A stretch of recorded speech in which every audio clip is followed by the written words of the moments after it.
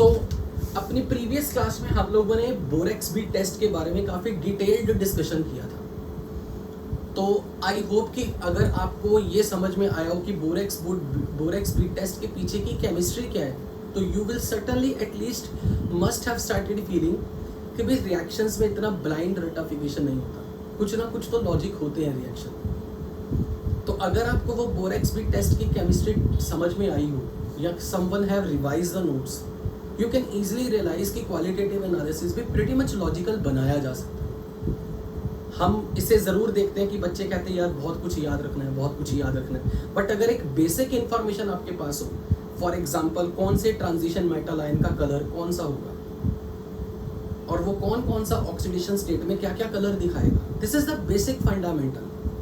क्योंकि इतना basic fundamental तो आपने तब भी सीखा था ऑर्गेनिक में जब IUPAC नॉमेनक्लेचर करते हो।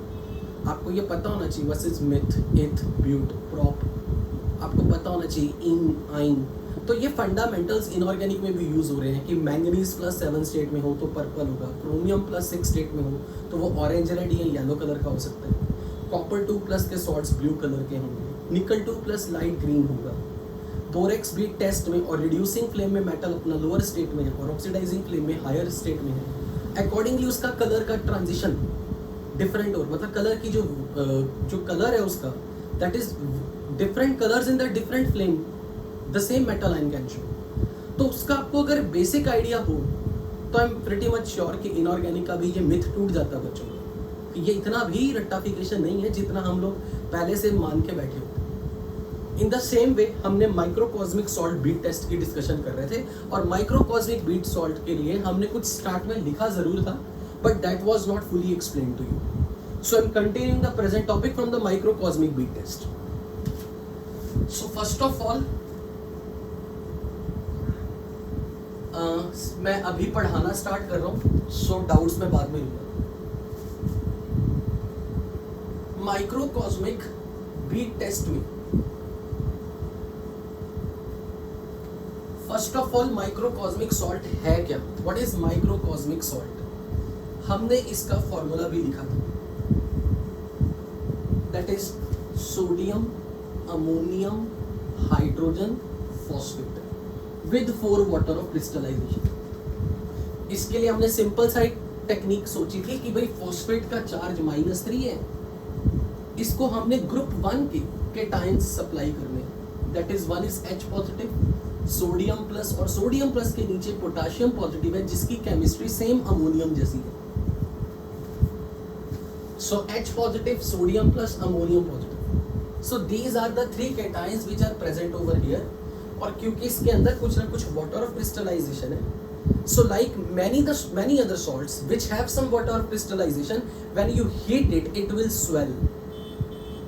जिन कंपाउंड्स में वाटर ऑफ क्रिस्टलाइजेशन होता है उन सब की तो नहीं, बट मेजॉरिटी में उनकी ये प्रॉपर्टी होती है जनरली कि जब आप उसे हीट करोगे वो स्वेल करेगा। अब अगर ये स्वेल करेगा तो बनाएगा क्या? तो यहां से अब आप देखो क्या होगा। When I heat it in a flame, बंजर बर्नर की कोई भी फ्लेम ले लो, ऑक्सीडाइजिंग, रिड्यूसिंग, कोई भी फ्लेम, आप जब आप इसे हीट करते हो, जैसे ही ये वाटर वेपर्स क्रिस्टल लैक्टिस में से निकलेंगे तो ये साथ के साथ इस कंपाउंड के साथ हाइड्रोलिसिस भी होगा। अब जब यहाँ पर बात उठी है हाइड्रोलिसिस की, तो किस तरीके से हो रहा है, हैव ए लुक। सबसे पहले सोडियम केटायन का हाइड्रोलिसिस नहीं होता, ये आप आयनिक इक्विलिब्रियम में पढ़ चुके हो। वहां पे हमने पढ़ा था कि अल्कली मेटल्स में सोडियम, पोटेशियम, रुबीडियम, सीजियम और ग्रुप 2 में barium 2+, they do not undergo hydrolysis क्योंकि इनमें सफिशिएंट आयनिक कैरेक्टर है। तो अगर यहाँ पे किसी आयन का हाइड्रोलिसिस होगा तो सिर्फ अमोनियम आयन का ही होगा। तो सबसे पहले व्हेन यू हीट इट, तो ये जो अमोनियम आयन है it will release ammonia as a gas, ammonia gas बन के निकलेगी।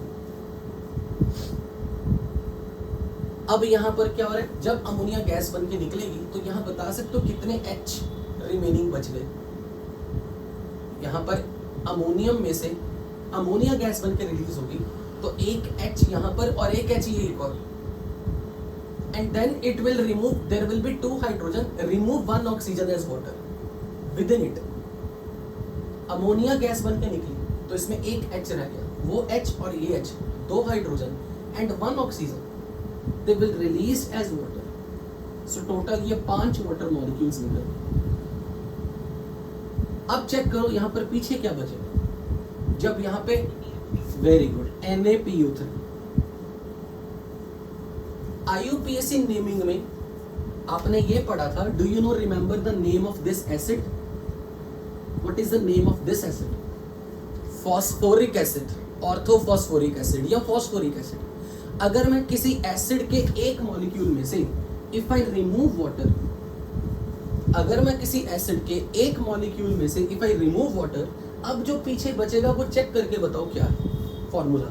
Remove 2 hydrogen 1 oxygen, I will get HPO3.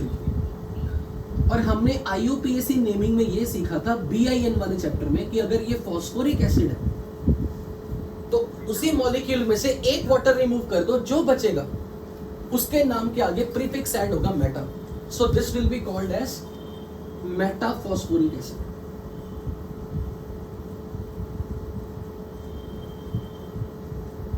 BIN chapter की रिवीजन. फॉस्फोरिक एसिड है तो अगर किसी एक एसिड में से हमने वाटर रिमूव किया और जो ऑक्सीडेशन नंबर फॉस्फोरस का यहाँ है वही यहाँ रहेगा, तो जो प्रोडक्ट एसिड बनेगा उसका नाम वही रहेगा बट प्रीफिक्स मेटा ऐड होगा.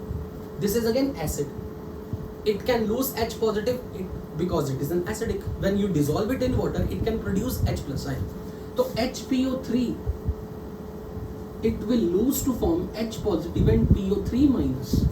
तो अब इसका नाम क्या बन जाएगा? अगर ये मेटाफॉस्फोरिक एसिड है तो ये उसका ऑक्सी एनायन है. It is metaphosphate. मेटाफॉस्फेट. तो यहां भी अपने पास सोडियम पॉजिटिव PO3 माइनस है. So it is metaphosphate. बिल्कुल ठीक, sodium metaphosphate. So number 1, ammonium ion is participating in the reaction. It is removing ammonia gas. इसका छोड़ा हुआ एक हाइड्रोजन और ये दूसरा hydrogen and remove oxygen from it. So remaining 4 and 1 what 5 molecules of water will be leaving out. You will be left with sodium metaphosphate. It has glassy bead. It looks like transparent glassy bead. Transparent glassy bead.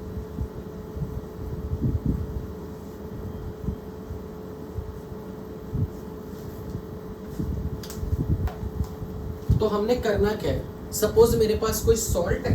अभी मैंने माइक्रोकॉस्मिक salt लिया. माइक्रोकॉस्मिक salt का ये जो powder है इसको platinum wire की loop में फिट कर दिया.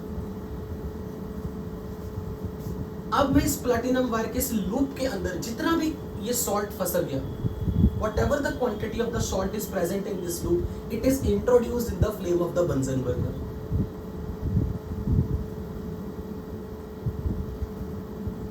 और यूजुअली चाहे फ्लेम टेस्ट कोई भी हो, बोरेक्स बीट टेस्ट हो, चाहे माइक्रोकॉस्मिक सॉल्ट हो, हम हमेशा ऑक्सीडाइजिंग फ्लेम यूज करते हैं.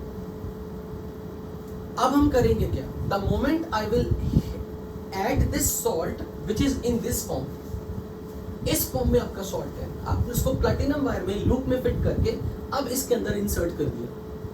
Oxidising part, this is oxidising flame, outer section of the flame, non luminous flame, oxidising flame. तो अब ये स्वेल करेगा. The moment this ammonia and water leaves, this glassy bead is formed in this.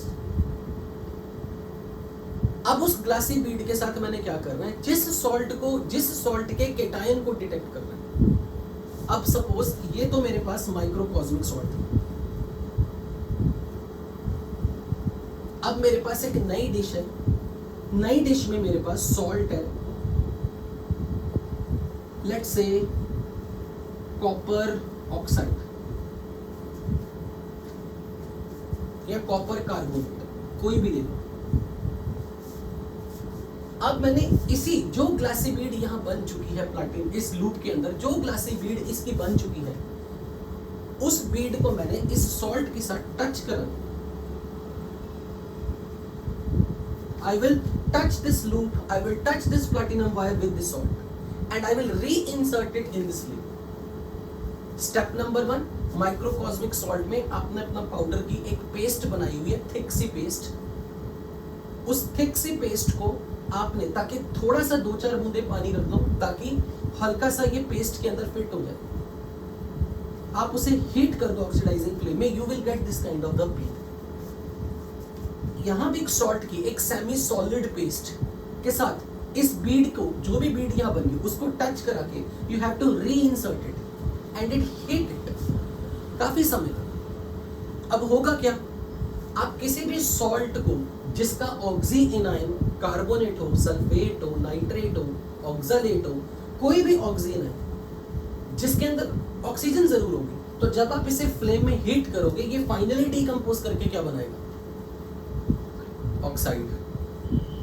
तो अब जब ये decompose करेगा ये बनाएगा CuO and carbon dioxide gas. और जो ग्लासी बीड के अंदर NaPO3 है, it will react with this, it will form NaCuPO4। Now जैसे ये फॉस्फेट बनेगा, सोडियम क्यूप्रिक फॉस्फेट, इसके कारण इस बीड का कोई ना कोई कलर होगा, बट कलर उसी कलर का फॉर्म में दिखेगा जो आपने बोरेक्स बीड टेस्ट में लिखे थे कलर। याद करके बताओ, कॉपर का ऑक्सीडेशन नंबर यहाँ +2 है, तो ऑक्सीडाइजिंग फ्लेम में कॉपर 2+ के कारण आपको इसका कौन सा कलर याद है, कॉपर 2+, ब्लू, तो it will look like blue Beed.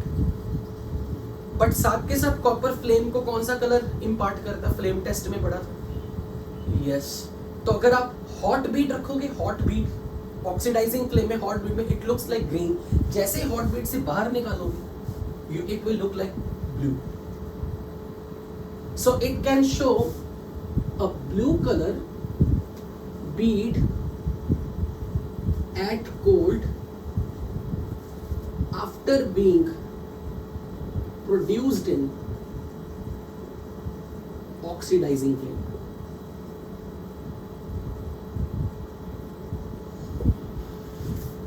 लेकिन अगर कोई पूछे कि कलर किस के कारण आता है, आप बोलोगे जिस भी मेटल आयन को आप डिटेक्ट करें उसके फॉस्फेट के कारण कलर आता है। ध्यान से सुनना, जिस भी मेटल आयन का लैब टेस्ट है उसके फॉस्फेट के कारण कलर आता है। पर अगर किसी ने पूछा बीड किसकी बनती है, ग्लासी बीड किसकी बनती है, ग्लासी मतलब ट्रांसपेरेंट बीड, तब आप बोलोगे sodium metaphosphate. Glassy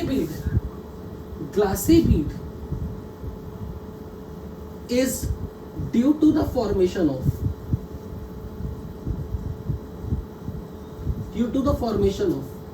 मेटाफॉस्फेट and color in the bead is due to metal ion produced finally as metal phosphate।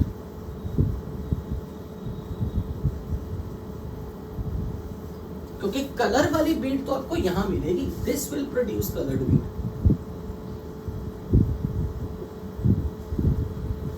But अगर ट्रांसपेरेंट बीड पूछे मेटाफॉस्फेट के कारण, एक स्टूडेंट कुछ बीच में बोलने वाला था, शायद वो मेरे कारण चुप हो गया था। हाँ बेटा पूछो।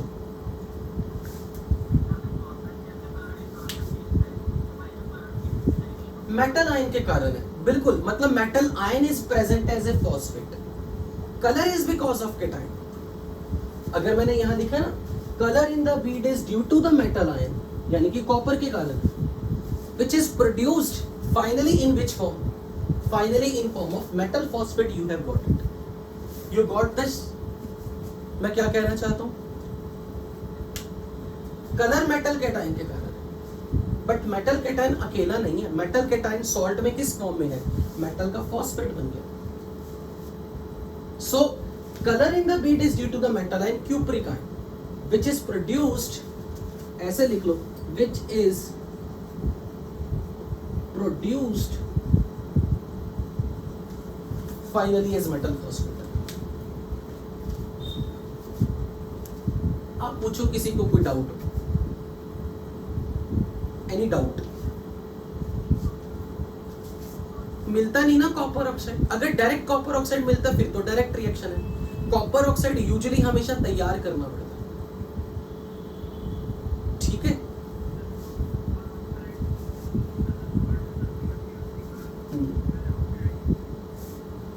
उसी फ्लेम में ऑक्सीडाइजिंग फ्लेम में डाल दो, क्योंकि ऑक्सीडाइजिंग फ्लेम में टेम्परेचर तो बहुत ज्यादा है, ये डीकंपोज कर जाएगा, डीकंपोज करके कॉपर ऑक्साइड बने। रिड्यूसिंग फ्लेम में डालने का कोई फायदा नहीं है। पहली बात उसका क्यों नहीं फायदा, क्योंकि हम जब कार्बोनेट को ऑक्साइड में डीकंपोज करा रहे हैं, वी नीड हाई टेम्परेचर, और हाई टेम्परेचर तो ऑक्सीडाइजिंग फ्लेम में था। हम ऑक्सीडाइजिंग फ्लेम में ताकि ये इंश्योर कर रहे हैं कि हमारा टेम्परेचर इज सफिशिएंट, क्योंकि लास्ट क्लास में अगर आपने फ्लेम के डिफरेंट जोन में टेम्परेचर डिस्ट्रीब्यूशन देखी हो तो आपने ये देखा होगा कि ऑक्सीडाइजिंग फ्लेम में टेम्परेचर 1500 डिग्री समथिंग कुछ होता है। That is sufficient enough to allow it decompose to form cupric oxide. और अगर कलर देखना है तो कलर तो कॉपर +2 के कारण देखना है, क्योंकि कलर फॉर्म में तो कॉपर +2 स्टेट में। अगर आप इसे रिड्यूसिंग फ्लेम में ले जाओगे, ये तो रिड्यूस हो गया, अगर नॉर्मल कॉपर में आ गया फिर तो या तो ये कलरलेस दिखेगा या फिर कॉपर तांबे का अपना कलर रेडिश टाइप का। और ज्यादातर कलर्ड स्पीशीज हमें तब तक दिखेंगे जब तक मेटल अपनी हाई स्टेट में हो, क्योंकि अब आप कोऑर्डिनेशन पढ़ चुके हो। You know that transition metal ion shows colour because of d transition, electrons की transition from T to G to EG, या inner d orbital to higher d orbital. तो हम ये चाहते हैं कि मेटल अपनी ऑक्सीडेशन स्टेट हाई ही रखे। So that is another purpose की ऑक्सीडाइजिंग फ्लेम में कलर इतने शार्प या इंटेंस क्यों दिखते हैं, क्योंकि जितनी देर तक इलेक्ट्रॉन्स की ट्रांजिशंस होती रहेंगी फ्रॉम लोअर और set of orbital to higher set of orbital, तभी तक हमें कलर दिखेंगे। ठीक है, okay, can I erase it?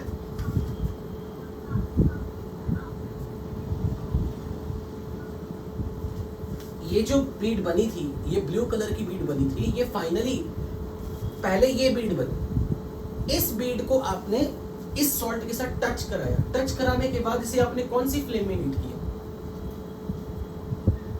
Oxidising flame.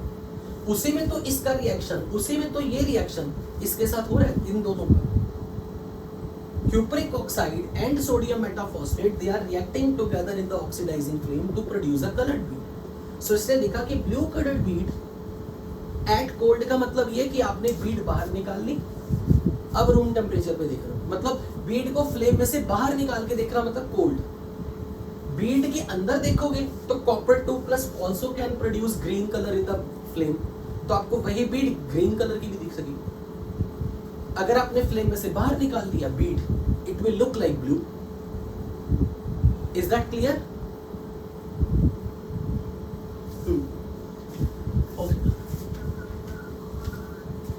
नहीं, कोई भी सॉल्ट, जिस भी सॉल्ट का केटायन आपको बोरेक्स बीड टेस्ट दे सकता हूं। जैसे मैंने क्रोमियम का लिया होता, तो चेक करके बताओ, क्रोमियम अगर मैंने लिया होता, क्रोमियम अगर मेरे पास यहाँ +3 स्टेट में होता, तो क्रोमियम +3 स्टेट में कौन सा कलर दिखाता? ग्रीन। उस वक्त क्रोमियम 3+ के कारण मुझे ग्रीन बीड दिखी। सो इट डिपेंड्स ऑन कि आपने कौन सा सॉल्ट लिया, कौन सा केटायन लिया। Is that clear? अब बीड टेस्ट में हम एक और बीड टेस्ट देखने वाले हैं। इनफैक्ट ये सारा पार्ट प्रीलिमिनरी टेस्ट में है, बट ये सब केटायन की डिटेक्शन में है, बल्कि हमारा चैप्टर एनायन की डिटेक्शन है। So it's not important as for the now, but आने वाले टाइम में जब केटायंस की डिटेक्शन होगी तब मैं वहां पर ये वाला पार्ट स्किप कर दूंगा। Okay, now another bead test, sodium carbonate bead test.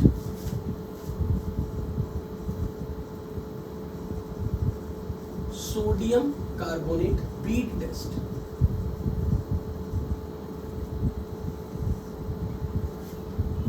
सब कुछ बीट टेस्ट, 3 तरह के बीट टेस्ट हमने पढ़ने हैं। Borax bead test, sodium carbonate bead test, और जो अभी हमने किया माइक्रोकॉस्मिक सॉल्ट बीट टेस्ट। जितनी डिटेल में यहां पढ़ाया जा रहा है ना, उससे कहीं ज्यादा इजी क्वेश्चन आते हैं। जैसे कई बार क्वेश्चन सीधा आता है, what is microcosmic salt, formula बताओ, या फिर सीधा microcosmic salt has x number of water of crystallisation, what is x? Borax has formula Na2B4O7.10 water, तो सीधा वही पूछा होता है वाटर ऑफ क्रिस्टलाइजेशन, बताओ। सो क्वेश्चंस बहुत इजी आते हैं। आप अगर ये सोच लो ना, नो डाउट हम ये सब कर जरूर रहे हैं, लेकिन क्वेश्चन आपको जो क्लास में पढ़ाया जा रहा है उससे कहीं लोअर लेवल का दिख जाता है, फ्री के मार्क्स वाला क्वेश्चन।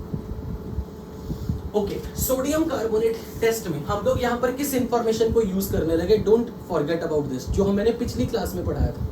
मुझे रिवाइज करके बताना है, एंड आई रियली होप कि ऑडियंस इज ऑनेस्ट इनफ कि आप लोग मुझे ये बताओगे बिना पेज पलट के। Manganese in some state shows purple colour +7. Manganese in plus state shows green color +6. और जो मैंने एग्जांपल्स दिए they are very very important examples, क्योंकि ये एनसीईआरटी के कोटेड एग्जांपल्स हैं। इनका नाम पता होना चाहिए। This is manganate and this is permanganate.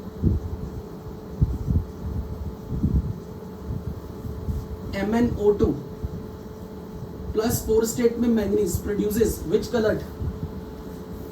Brown. Very good, शाबाश, ब्राउन।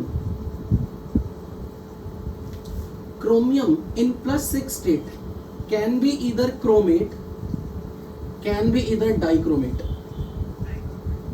सो दोनों में से कौन सी फॉर्म येलो कलर की होगी? क्रोमेट और dichromate? Chromate is yellow, chromate is yellow and dichromate is orange red. तो ये बेसिक इंफॉर्मेशन आपको पता होनी चाहिए। सो अब इस बीट टेस्ट में क्या किया जाता है? मैं एक सॉल्ट लूंगा, सोडियम कार्बोनेट का, इट इज अगेन टेट्राहाइड्रेट। इसे हीट करना है वेरी हाई टेम्परेचर पे, प्लैटिनम वायर में लूप के अंदर फिट कर देना, एंड लिटल पोटेशियम नाइट्रेट की 2-3 ड्रॉप्स इसमें डाल दी जाती है। 2-3 drops of potassium nitrate are added in this salt, और इसे थोड़ा सा पेस्ट बना के प्लैटिनम वायर में फिट करके अगेन ऑक्सीडाइजिंग फ्लेम में हीट करना। साथ में अब आपको उस सॉल्ट के साथ टच कराना है जिस सॉल्ट को आप डिटेक्ट करना चाहते हो। लेट्स से फॉर एग्जांपल मैंने यहाँ पे मैंगनीज का कोई सॉल्ट ले लिया, कुछ भी, लेट्स से MnO। अब मुझे बताओ यहाँ मैंगनीज कौन सी स्टेट में है? Manganese is present here in +2, and do you remember manganese +2 state में कौन सा कलर होता है? Mn+2 लास्ट क्लास में, colourless. It is colourless to the light pink, but technically overall it looks like almost colourless. MnO is particularly colourless. अब जब मैं इसे हीट करूंगा फ्लेम में, तो सोडियम कार्बोनेट डीकंपोज करेगा, कार्बोनेट डीकंपोज करेगा सोडियम कार्बोनेट, और साथ में पोटेशियम नाइट्रेट किस पर्पस के लिए लिया? It act as an oxidising agent. It act as an oxidising agent क्यों? क्योंकि नाइट्रोजन का ऑक्सीडेशन नंबर चेक करो, यहां पर क्या है? नाइट्रोजन का ऑक्सीडेशन नंबर है +5, और नाइट्रोजन की highest possible state is +5. So it acts as an oxidizing agent. So it is used to oxidize it. तो मैंगनीज अगर +2 स्टेट में है तो उसका हाईएस्ट ऑक्सीडेशन स्टेट बताओ कौन सा? So it will produce NaMnO4. It will produce this kind of the salt. और मैंगनीज अगर +7 स्टेट में आ गया तो कौन सा कलर दिखाएगा? Which color? Purple colour. ठीक है। और अगर मैंगनीज जरूरी नहीं कि +7 तक ऑक्सीडाइज हो, अगर ये ऑक्सीडाइज होके Na2MnO4 बना दे, अब बताओ यहाँ पे मैंगनीज की ऑक्सीडेशन स्टेट क्या है?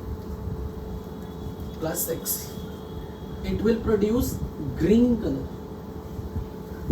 तो जो कलरलेस फॉर्म थी वो कलर्ड बीड की फॉर्म में दिखेगी, either in this form, either in this form. So sodium carbonate का जो काम है वो बेसिकली सोडियम कार्बोनेट बिल्कुल उसी तरीके से डीकंपोज करके ऑक्साइड फॉर्म में जाएगा, फिर वो MnO के साथ रिएक्ट करेगा, रिएक्ट करके इसे हायर स्टेट में लेके आने का काम है oxidising agent. Similarly for example अगर मैंने यहाँ पर सॉल्ट लिया होता, लेट्स से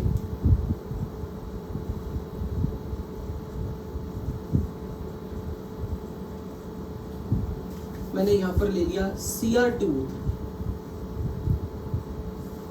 अब मुझे यहां पे बताओ क्रोमियम कौन सी स्टेट में, +3। अब ऐसे इसका काम क्या है, कौन सा एजेंट, ऑक्सीडाइजिंग एजेंट। नाइट्रोजन अपनी हाईएस्ट ऑक्सीडेशन स्टेट में है, so nitrates are very good oxidising agent. दूसरी चीज इसका ये फायदा होता है, जब हम सोडियम कार्बोनेट की पेस्ट बनाते हैं थोड़ा सा, तो नाइट्रेट्स की 2-3 ड्रॉप्स डालने का एक और फायदा होता है कि nitrates are generally soluble in water. तो पानी के अंदर नाइट्रेट डिसॉल्व्ड फॉर्म में लेके उसको इसके सॉल्ट में डाल के थिक पेस्ट बनाई जाती है, तो हम इसकी सॉल्युबिलिटी का एडवांटेज भी लेते हैं। तो अब इनकी जो थिक पेस्ट बनेगी उसको अपने प्लैटिनम वायर में हीट करना है, प्लैटिनम वायर में डालना है और फिर सॉल्ट के साथ टच करा के फिर से फ्लेम में डालना है। मतलब प्लैटिनम वायर में मैंने इसकी एक पेस्ट ली है, इसके साथ कुछ 2-3 ड्रॉप्स में, मतलब पानी में इसको थोड़ा घोला और 2-4 ड्रॉप्स लेके इसके साथ एक थिक पेस्ट बनाई, उसमें प्लैटिनम वायर डाल के पूरे सॉल्ट को उस लूप में फिट कर लिया और फ्लेम में डाल दिया। Let it swell and when you will touch your Beed with Cr2O3 you will produce another colored bead. Colorless to colored bead भी दिखेगी, from one different color to another different color की bead भी दिखेगी। Do you remember chromium in +3 state which color? Chromium का कभी +3 state में color green। अब chromium oxidise हो रहा है, क्रोमियम की हाईएस्ट पॉसिबल स्टेट है +6, तो क्रोमियम +6 में बना रहा है Na2CrO4। अब कोई ये भी कह सकता है कि सर आप ये बना दो Na2Cr2O7, तो मैं आपको ये बताना भूल गया था लास्ट क्लास में, जब भी सोल्यूशन की pH मोर देन 4 होगी, 4 to 5, जब भी pH मोर देन 7 होगी हमेशा क्रोमेट मिलेगा। यानी कि सोल्यूशन की नेचर अगर बेसिक हो तो ये मिलेगा, अगर सोल्यूशन की नेचर एसिडिक हो तब ये मिलेगा। अब ये बताओ सोडियम कार्बोनेट किस मेटल का सॉल्ट है, ये कौन से मेटल के सॉल्ट्स हैं, अल्कली मेटल। और अल्कली मेटल के सॉल्ट्स, अल्कली वर्ड का मीनिंग क्या है, अल्कली मेटल के सॉल्ट्स का जो सॉल्यूशन होता है वो किस नेचर का होता है, किस नेचर का होता है, बेसिक। तो ये हिंट है कि it is providing the basic medium. अब आप इसको किस फॉर्म में भेजोगे, इसमें या इसमें, ऊपर वाले में क्रोमेट बनाएंगे।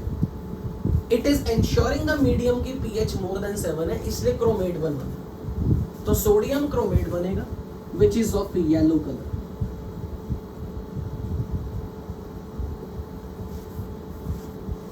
नीचे वाला acidic region, acidic medium.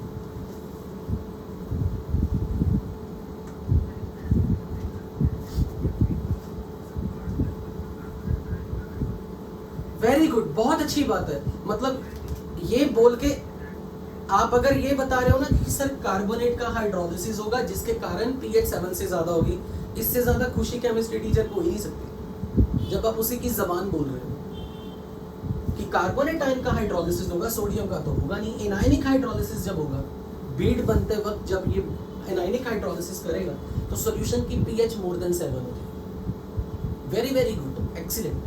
So I am going to narrate this to you. So just a minute, sodium carbonate bead, just a minute, sodium carbonate bead is prepared by fusion of sodium carbonate on the platinum wire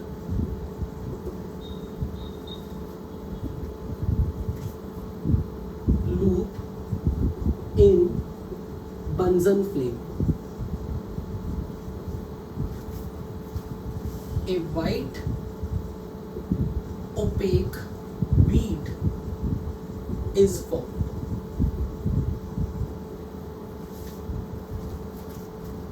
If this is moistened and dipped into a little potassium nitrate and then touched with a pinch of the salt to be detected and is reinserted in the flame and heated.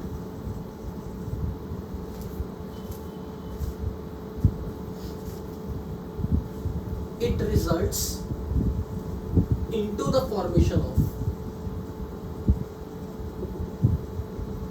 a colored bead.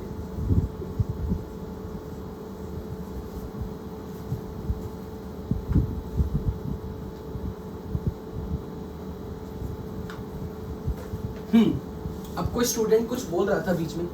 Yes, speak.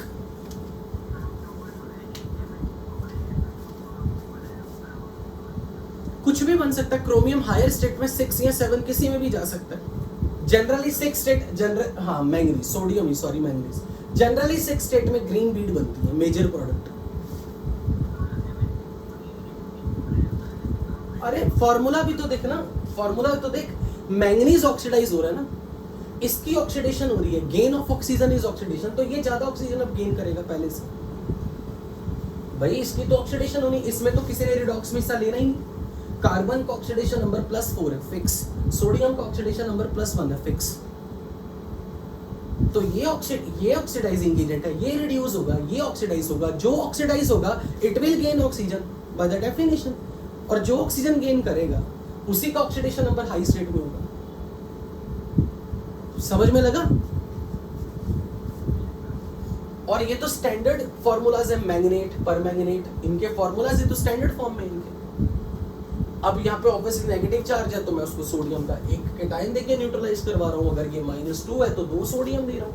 वो simple formula वाली chemistry जो आप बचपन से पढ़ते आए. अब यहाँ क्रोमियम +3 स्टेट में, तो क्रोमियम +6 स्टेट में जा रहा है. इसकी ऑक्सीडेशन हो रही है, so it will gain oxygen. इसका ऑक्सीजन कंटेंट बढ़ रहा है, so it is reducing, it is oxidising agent. तो इसकी खुद की रिडक्शन होगी. Is that clear? जिसने अभी पूछा था is that clear? I hope you got the answer बेटा. ओके.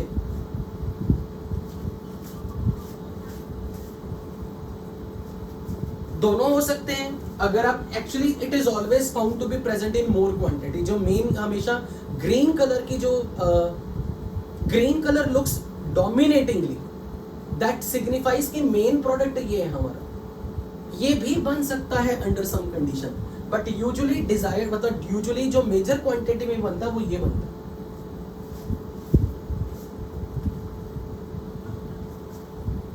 नहीं,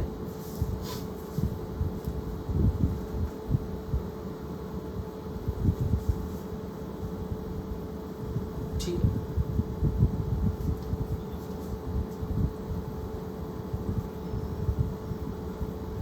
पर हमें तो, पर इसको आप मेटलर्जी से कैसे रिलेट कर रहे हो, मुझे वो नहीं समझ में आया. हाँ ठीक है, अब वो तो कार्बोनेट और को डीकंपोज करवा दो, क्योंकि नेचर के अंदर तो मिनरल्स की फॉर्म में ज्यादा मिल रहा है ना मटेरियल, और मिनरल कार्बोनेट्स की फॉर्म में मिल रहा है. Malachite, azurite, they are the ores of copper. तो ओर का मतलब क्या है? Naturally occurring material. तो नेचर में कॉपर मुझे ऑक्साइड की फॉर्म में मिल ही नहीं रहा, वो तो मैलासाइट, एजोराइट की फॉर्म में मिल रहा है. तो जब कार्बोनेट की फॉर्म में होगा और अगर आपको एट एनी इंस्टेंट उसको ऑक्साइड फॉर्म में लेना है, डीकंपोज इट. ठीक है. Next we are going to do the last our preliminary test की लिस्ट में हमारे 2 टेस्ट अभी रहते थे. Charcoal cavity test, charcoal cavity test and charcoal cobalt nitrate test. So we are heading towards charcoal cavity test.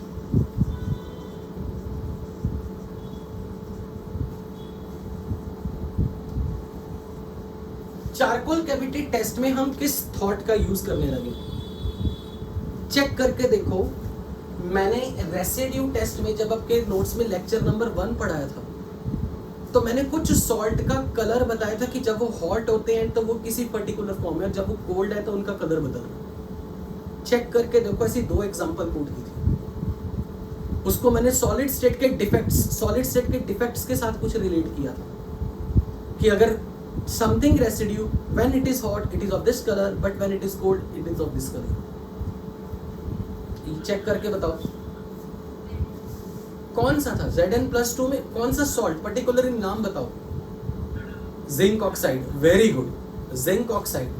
हमें ये मालूम है कि zinc oxide when it is hot it produces yellow colour, और अगर आप इसे ठंडा कर दो so it produces it's colourless, basically it's white basically. इसी तरह लेड का salt when it is hot it looks brown, and when it is cold, any someone who remember, okay good, yellow।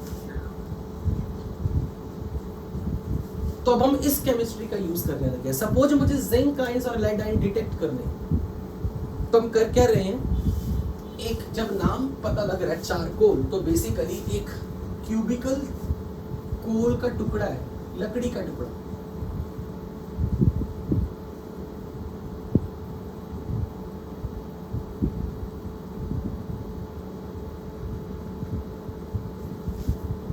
ये कार्बन है, लकड़ी का टुकड़ा, Cola. इसमें चाकू के साथ या पेंसिल्स के साथ या पेन के साथ इसके अंदर एक होल क्रिएट करना, कैविटी बनानी है। कैविटी बनानी हमने इसके सरफेस पे, ये एक हमने इसके अंदर कैविटी बनाई है। कोक अगर हम यूज कर रहे हैं तो मेटलर्जी आप पढ़ चुके हो, तो coke will act as dash which agent, very good, reducing agent. तो अब हम इस केमिस्ट्री को यूज करने लगे कि अगर मैं किसी तरीके से, फॉर एग्जांपल मेरे पास सॉल्ट है कॉपर का और मुझे कॉपर आयन डिटेक्ट करना है, अगर मैं किसी तरह कॉपर कार्बोनेट को डीकंपोज करा दूं, हीट कर दूं, तो ये डीकंपोज करके क्या बनाएगा, you tell me. Carbonate, oxalate, sulphates, nitrates, और सब हीट करने पर finally they will form cupric oxide and CO2। अगर मैं इसको चारकोल में कोक की प्रेजेंस में हीट कर दूं तो कोक का काम ऑक्सीजन निकालना, रिडक्शन करना। तो अब मैं बोलूंगा you tell me, borax bead test में जो लिखा था वही कुछ, अगर कॉपर +2 स्टेट में है तो कौन सा कलर दिखाएगा, और खासकर जब कोक है तो रिड्यूसिंग फ्लेम यानी कि रिड्यूसिंग कंडीशंस में बताना है, तो कॉपर +2 का तो ब्लू कलर, लेकिन जब वो फाइनली कॉपर 0 फॉर्म में आ गया तो अपना प्योर कॉपर का अपना कलर क्या था, ब्राउन या कलरलेस। मतलब जो उसका एक्चुअल में तो copper it looks like brown type, but आप उसे कलरलेस भी बोल रहे हो, मतलब आप ये कहना चाह रहे हो कि अब पर्टिकुलरली कलर नहीं, जो उस मेटल का अपना नेचुरल स्टेट में कलर है वही कलर है। आप उसे चाहे ब्राउन बोल दो, इट्स फाइन, बट जो कलर आपके पास सॉल्ट में कॉपर +2 का कलर था, जो ब्लू कलर था, वो कलर चेंज हो गया। और जो भी टेस्ट कलर चेंज कर रहे हैं, विजुअली आपकी आंखों को ऑब्जर्व हो रहे हैं, they all are counted in the qualitative analysis. तो हमने करना क्या है कि सबसे पहले क्या करना है, मैंने इसमें अपने सॉल्ट को कार्बोनेट की फॉर्म में लेके आना है। अगर तो वो कार्बोनेट की फॉर्म में नहीं है तो उसे फिर कार्बोनेट बनवाऊंगा, because carbonates are the most easy form to decompose. मान लो मेरे पास कॉपर सल्फेट हो, इट्स एनहाइड्रस। अब मुझे पहले तो ये बताओ, इसका कोई कलर होता है एनहाइड्रस कॉपर सल्फेट का? Is it? Very good, no colour, it is colourless. Copper sulphate को मैं पहले कॉपर कार्बोनेट बनवाने लगा, तो मैं क्या करने लगा, मैंने इस कैविटी के अंदर इस सॉल्ट के पाउडर्ड फॉर्म को भर देना और उसमें कुछ pinch of sodium carbonate add कर with very 2-3 little drops of water. Water इसलिए ताकि इन दोनों की एक सेमी सॉलिड सी पेस्ट बन जाए जो इसके अंदर फिट हो जाए। अब मैं इसे हाई टेम्परेचर पे हीट करूंगा, इसे मैं फ्लेम में डाल दूंगा। जैसे मैं इसे फ्लेम में डालूंगा तो इन दोनों की आपस में पहले रिएक्शन होगी, केटाइन एनायन एक्सचेंज करवाओ, इसका केटाइन इसका एनायन और इसका केटाइन इसका anion, do this double displacement, क्या मिलेगा? सोडियम सल्फेट और क्यूप्रिक कार्बोनेट। तो बेसिकली अगर तो आपका सॉल्ट पहले से कार्बोनेट की फॉर्म में, फिर तो बहुत अच्छी बात है, पर अगर वो कार्बोनेट की फॉर्म में नहीं है तो फिर उसको कार्बोनेट फॉर्म में लाने के लिए सोडियम कार्बोनेट की हेल्प है। तो आपको अपने सॉल्ट लेना है, if it is not in form of carbonate then add sodium carbonate with the 2-3 drops of water, उस पेस्ट को यहां भर दें and now heat it in the flame, there will be some reaction, cation anion exchange, and you will get the carbonate of your desired metal, जिसका lab test करना है। अब ये डिकम्पोज करेगा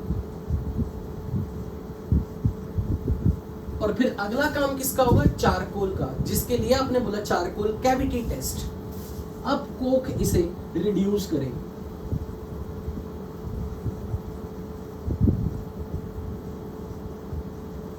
you will finally get coke, you will finally get copper. तो color because of copper will be reddish brown, उसका अपना colour, और जो आपका सॉल्ट था एनहाइड्रस, वो फाइनली आपको कॉपर की कलर कुछ ना कुछ कलर दिखेगा। So finally if I right here A pinch of the salt, if it's not carbonate is added with sodium carbonate along with few drops of water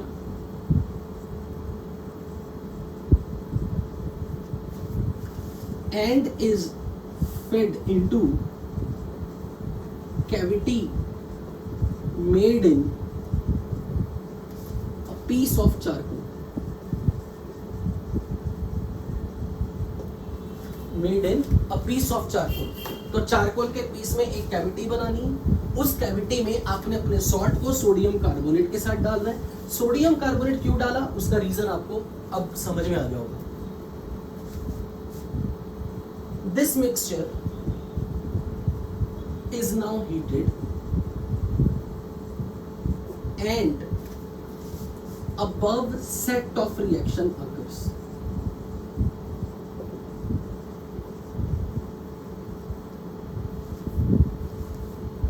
So a colorless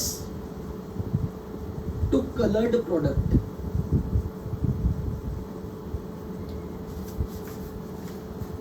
corresponding to specific metal ion is used as a basis for its analysis, for its qualitative analysis. कोई मुझे ये भी कह सकता है कि sir अगर आपने ये मेटल इसलिए ली ना क्योंकि इसका रिडक्शन करना बड़ा इजी है, metal is very easy to reduce because copper का रिडक्शन पोटेंशियल इज हाई, तो कॉपर तो विलिंगली रिड्यूस हो जाएगा। मान लेते हैं कि अगर सर आपने कोई और मेटल आयन लिया होता जिसका रिडक्शन पोटेंशियल नेगेटिव होता, जो रिड्यूस होना नहीं चाहता, या जिसके लिए कोक से रिडक्शन करवाना मुश्किल है, उस केस में हम क्या करेंगे? मैं कहूंगा तब हम कुछ ऐसा करेंगे। I will give you some more example, पहले आप इसे नोट करो।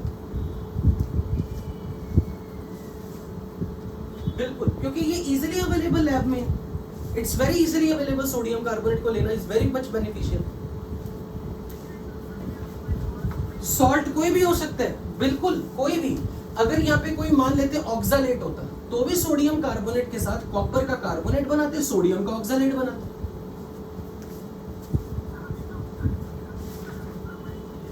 अरे जब आप केटाइन डिटेक्ट कर रहे हो ना, मैंने बोला ना कि ये सब केटाइंस की डिटेक्शन है, आप एनाइन डिटेक्ट कर चुके हो, ये हमें मालूम है कि एनाइन कौन सा है।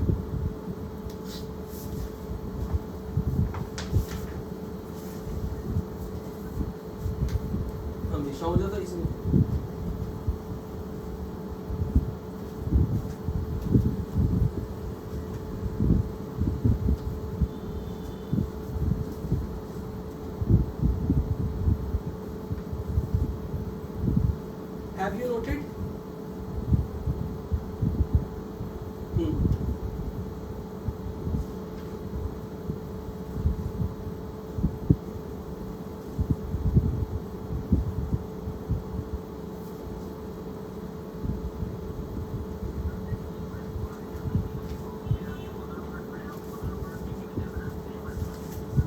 अरे भाई साहब, कहाँ की कौन सी दुनिया में बैठे हो?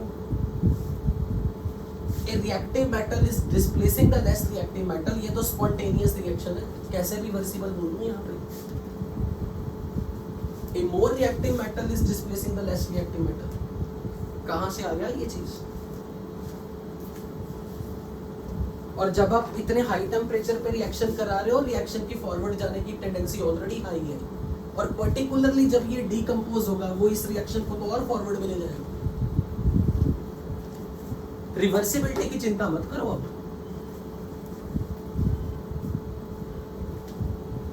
Okay, can I erase now?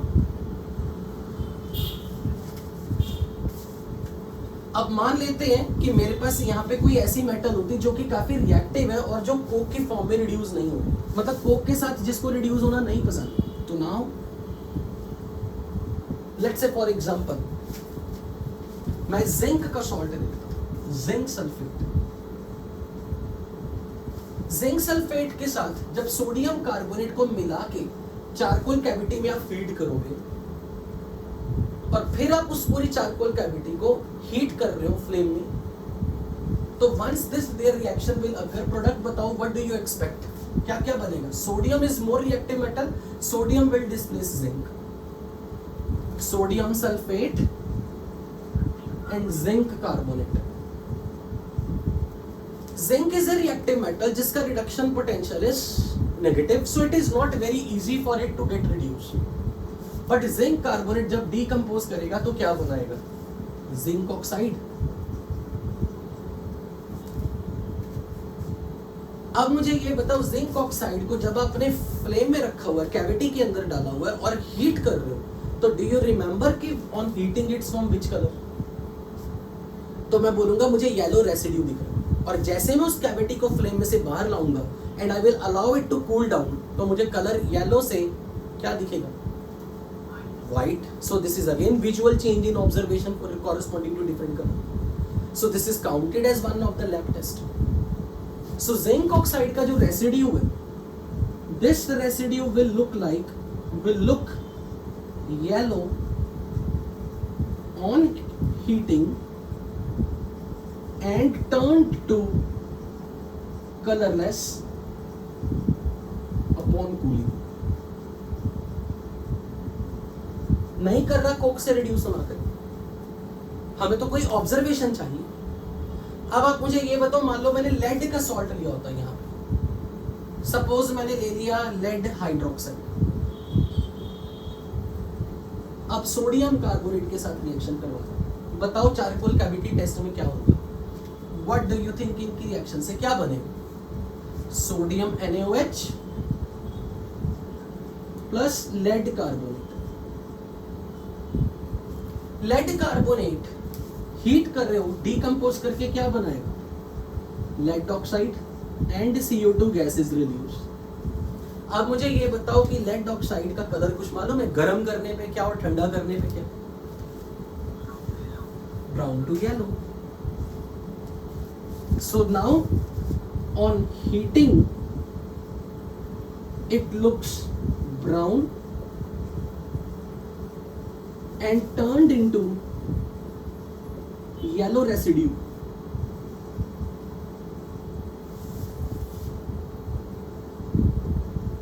upon cooling.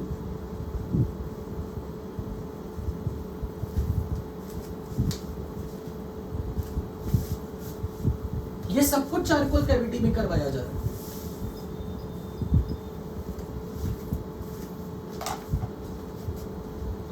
कुछ केसेस में पूछो तब भी काम होता। चारकोल कैविटी यहाँ पर एक तरीके का कंटेनर बन गई है जिसमें मैंने मटेरियल फीड किया हुआ, ठीक है। बेसिकली मेरा ये कहने का मतलब है कि अगर मान लो कोक ने अपना काम नहीं भी किया ना, तो वो किसी तरीके की रेजिस्टेंस नहीं है इस टेस्ट में। अगर मेटल कोक से रिड्यूस होकर मेटल फॉर्म में कोई कलर ला रही है, वो भी एडिशनल एडवांटेज है, ठीक है। अब मान लेते हैं कि फॉर एग्जांपल जैसे कि इस केस में कोक ने कोई काम नहीं किया, ऐसे केस में हम एक ऑल्टरनेटिव मेथड और यूज करते हैं which we call it as charcoal cavity cobalt nitrate test.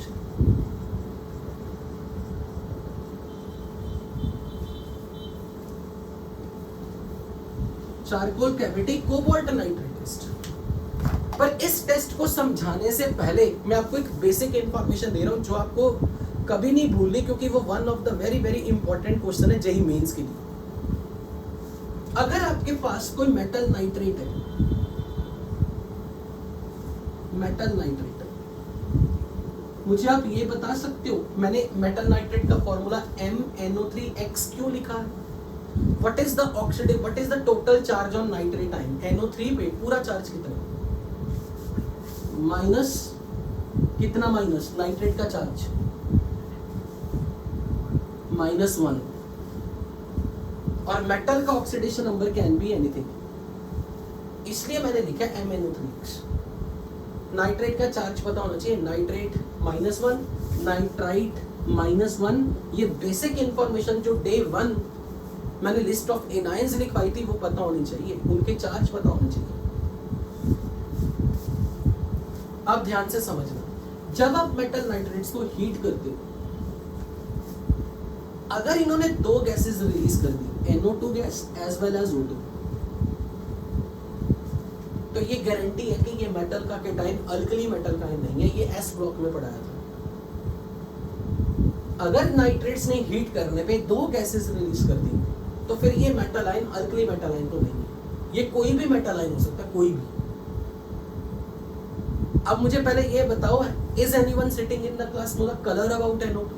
NO2 gas का कलर डे 1 में पढ़ा था, reddish brown gas.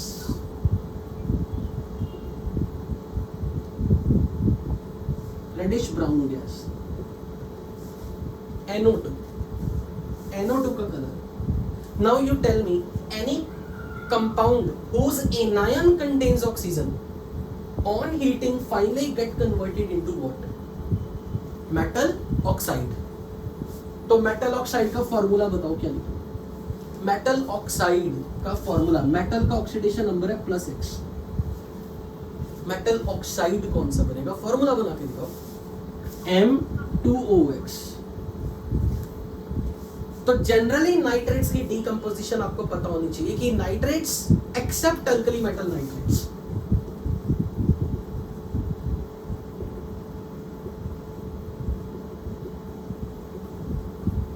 On heating produces NO2 and O2। मैं एक्चुअली सिल्वर प्लस इसलिए नहीं अभी बातें करना चाह रहा क्योंकि आने वाले टाइम में हम सिल्वर प्लस के खूब सारे लैब टेस्ट करने वाले हैं। वो बात अच्छी है कि अगर आपने यहाँ याद दिला दिया कि AgNO2 भी ये काम नहीं करता, That is a very good if you remember it. So अब मुझे ये बताओ कि यहाँ पर अगर मैंने कोबाल्ट लिया, let's say कोबाल्ट नाइट्रेट, तो सबसे पहले तो मुझे ये बता दो कोबाल्ट कौन सी स्टेट में? जब मैंने कोबाल्ट नाइट्रेट का फॉर्मूला ये लिखा +2, तो फाइनली अब ये रिएक्शन का प्रोडक्ट आप बताओ। जब आपको पता है कि कोबाल्ट यहाँ +2 स्टेट में है, आप फॉर्मूला बताओ क्या लिखोगे? पूरी रिएक्शन लिखो, NO2 plus O2 and cobalt oxide, and if I balance it, ये 2 ये half, now it is balanced। अब मैं इसका यूज उठाने लगा हूँ कोबाल्ट ऑक्साइड का। अब मैं वापस सॉलिड स्टेट में लेके जा रहा हूँ। मैंने किसी टाइम पे सॉलिड स्टेट में आपको ये पढ़ाए थे, compound with the formula AB2O4।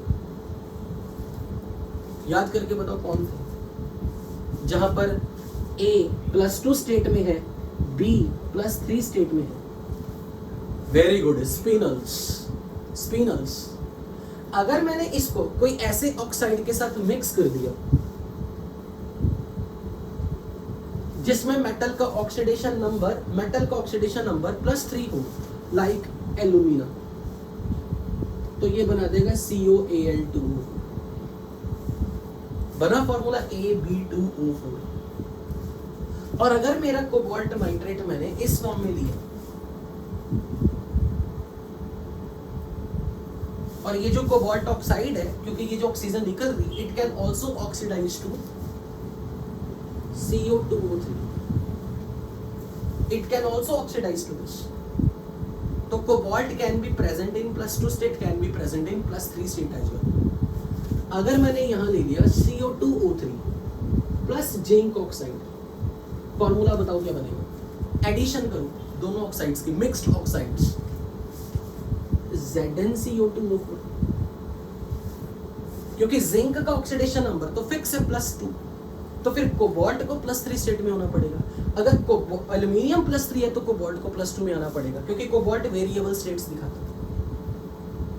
लेकिन हम इस केमिस्ट्री को यूज कर रहे हैं कि जो बनने वाले स्पिनल्स होंगे उन स्पिनल्स में एक मेटल आयन +3 होना चाहिए, एक मेटल +2। जिंक का ऑक्सीडेशन नंबर फिक्स है, जिंक ऑलवेज शो +2 स्टेट, तो कोबाल्ट को +3 में लेके आओ इस सॉल्ट में। लेकिन एल्यूमिनियम का फिक्स है +3, कोबाल्ट का फ्लेक्सिबल है, तो फिर एल्यूमिनियम +3 में, कोबाल्ट +2 में। बट इन शॉर्ट मैं ये आपको समझाना चाह रहा हूं कि कोबाल्ट का ऑक्साइड किसी मेटल ऑक्साइड से रिएक्ट करने पर ये दोनों मिलके अगर एक स्पिनल बना ले तो mixture of more than one oxides in the solid form, जो स्पिनल बनेगा उसमें किसी ना किसी आयन के कारण कलर होगा। वो डिपेंड करता है कि स्पिनल के अंदर कौन सा आयन है। मुझे ये पता है कि zinc +2 has fix configuration D10, इसके पास कोई अनपेड इलेक्ट्रॉन नहीं है। तो मुझे ये बताओ, जब जिंक +2 D10 स्टेट में है, इसका कोई कलर नहीं है, तो अगर मैंने यहां पर आपसे पूछा कि कलर इसका आ रहा है, तो वो किसके कारण आ रहा होगा कलर? कोबाल्ट के कारण, जिंक के कारण नहीं। अच्छा, एल्यूमिनियम 3+ की कॉन्फ़िगरेशन लिखो और जल्दी से बताओ, एटॉमिक नंबर 13 3+, इसमें अनपेड इलेक्ट्रॉन है? नो। तो यहां कलर एल्यूमिनियम के कारण नहीं आ रहा, फिर किसके कारण आ रहा होगा?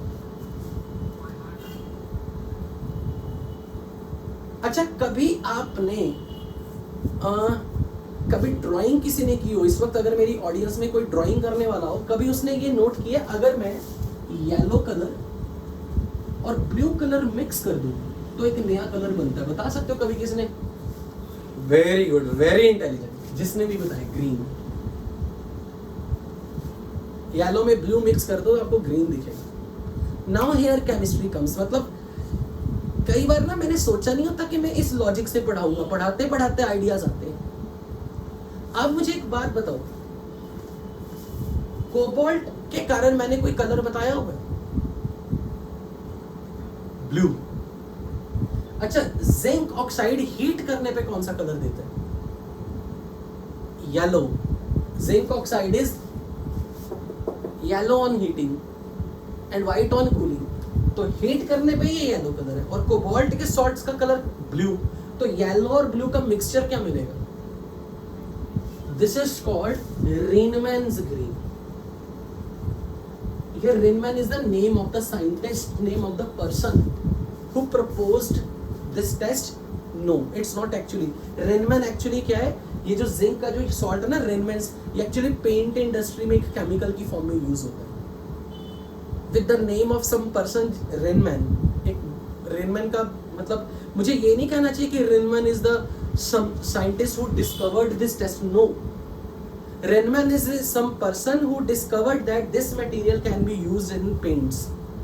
तो उसी के नाम से ये Riemann's ग्रीन कलर। और ये जो कलर है, इसमें मुझे बताओ, एल्यूमिनियम का तो कोई ना कोई कलर आएगा या नहीं? एल्यूमिनियम +3 स्टेट में चेक करो कॉन्फ़िगरेशन क्या बन रही है। एल्यूमिनियम +3 की configuration, atomic number 13, 1s2 2s2 2p6, it has no unpaired electron, so aluminium 3+ has no color। तो अब कलर किसके कारण आ रहा है यहां पे? Cobalt. Now it is blue called Thenard blue.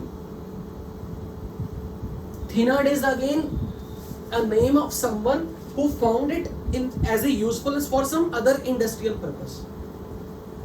But basically मैं आपको ये समझाना चाह रहा हूं, ध्यान से सुनो। चारकोल कैविटी टेस्ट करते वक्त कई बार अगर आपका रेसिड्यू कोई ऐसा है जिसका कोई कलर ही नहीं आया, जैसे जिंक ऑक्साइड गर्म करने पे येलो है पर ठंडा करने पे कलरलेस हो, व्हाइट है, तो जिन मेटल आयंस का ठंडा करने पे चारकोल कैविटी टेस्ट में कोई कलर नहीं आता, हम उनके लिए क्या करते हैं, सेम टेस्ट परफॉर्म करना है, cobalt charcoal cavity test. Same salt लेने, सॉल्ट लिया, उसमें थोड़ा सोडियम कार्बोनेट डाला, फिर हीट किया, फाइनली मेटल को कार्बोनेट की फॉर्म में लेके आए। पर अब की बार आपने अपने सॉल्ट को कोबाल्ट नाइट्रेट से टच करा के उसी चारकोल कैविटी में कोबाल्ट नाइट्रेट की 2-3 ड्रॉप्स डाल देनी। अब उसको हीट करना, तो कोबाल्ट नाइट्रेट से बनने वाला जो ऑक्साइड होगा ना, वो आपके मेटल ऑक्साइड के साथ मिलके स्पेसिफिक स्पिनल टाइप के कुछ मॉलिक्यूल बनाएगा। जरूरी नहीं हर बार स्पिनल बने, एडिशन रिएक्शन करेगा, 2 ऑक्साइड्स की एडिशन। वो जो प्रोडक्ट बनेगा उसमें स्पेसिफिक आयन के कारण कलर रहेगा। ये टेस्ट हम तब यूज करते हैं कि अगर मुझे पता है कि मेरे जिंक के पास ऑन कूलिंग इस रेसिड्यू में कोई कलर नहीं है, तो अब हम इसके कारण कलर की डिटेक्शन नहीं कर रहे, इसकी प्रॉपर्टी का यूज कर रहे हैं कि ये कोबाल्ट ऑक्साइड के साथ मिलके कुछ ऐसी चीज बनाएगा जिसका कोई ना कोई कलर होगा। बट मैंने लिटरली नहीं सोचा था कि ग्रीन कैसे जस्टिफाई करूंगा, पढ़ाते पढ़ाते दिमाग में आया कि कोबाल्ट का तो ब्लू कलर है और जिंक ऑक्साइड हीट करने पे येलो कलर दिखा रहा है, और येलो और ब्लू मिक्स होके वो ग्रीन कलर जनरेट कर रहे हैं। बट द आइडिया इज अगर मैं स्टोरी को नरेट करूं, so we take a pinch of salt to be detected,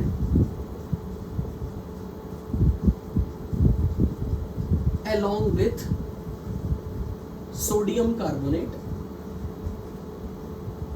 and fuse it in charcoal cavity and allow the mixture, which mixture, जिस salt को detect करना था, मान लेते हैं कि जिंक सल्फेट को सोडियम कार्बोनेट के साथ मिक्स किया, इस मिक्सचर को हीट करके आप जिंक ऑक्साइड तक ले आए। अब जो भी फाइनली मिक्सचर बचा उसमें हमने कोबाल्ट नाइट्रेट की ड्रॉप्स डाल दी। कोबाल्ट नाइट्रेट को पानी में डिसॉल्व करके उसकी 4-5 बूंदे इस मिक्सचर में डाल के अब उसको फ्लेम में री इंसर्ट करके गर्म करना। So charcoal cavity and allow this mixture to be heated along with 4-5 drops of cobalt nitrate,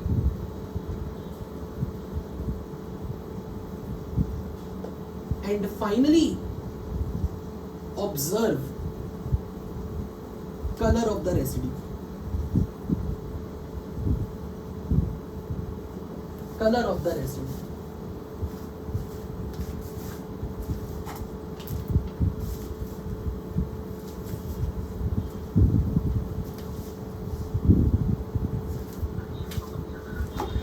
तू बताएगा एल्यूमिनियम की कॉन्फ़िगरेशन बता, एल्यूमिनियम का टेस्ट, एल्यूमिनियम का ऑक्सीडेशन नंबर बता शाबाश। क्या और अगर आपसे कभी कोई ऐसे रिएक्शन पूछ ले कि मान लेते हैं कि ये कोबाल्ट ऑक्साइड इसी फॉर्म में है, इसमें जिंक ऑक्साइड ऐड किया, तो क्या बनेगा? डायरेक्ट एडिशन दिखा देनी है, कोबाल्ट ZnO2, इसके कारण कलर रिनमैन ग्रीन्स। जरूरी नहीं है कि हमेशा स्पिनल फॉर्म में मिलेगा। अगर मेटल आयन +3 स्टेट में है तो मिल सकता है, अगर मेटल आयन +2 स्टेट में ही है, कोबाल्ट ऑक्साइड इसी फॉर्म में है, फिर डायरेक्ट एडिशन करके बता रहे हैं। बट वो कलर आप जस्टिफाई कर सकते हो क्योंकि कोबाल्ट के जो सॉल्ट्स हैं वो जनरली ब्लू कलर के हैं, तो ब्लू कलर का सॉल्ट, हाँ बिल्कुल, तो cobalt which is in the +2 state here, which is having the blue colored material, zinc oxide का रेसिड्यू गर्म करने पे येलो है, एंड येलो और ब्लू का मिक्सचर हमें ग्रीन मिला। सो रेनमैन ग्रीन्स अगर बाय चांस आपको ऑप्शन में आ गया तो आप फर्स्ट प्रेफरेंस इसको देना, क्योंकि ये एक्चुअली में इसका ट्रू कंपोजिशन है रेनमैन ग्रीन्स का। इनफैक्ट मुझे इसके लिए नहीं बोलना चाहिए रेनमैन ग्रीन इज दिस।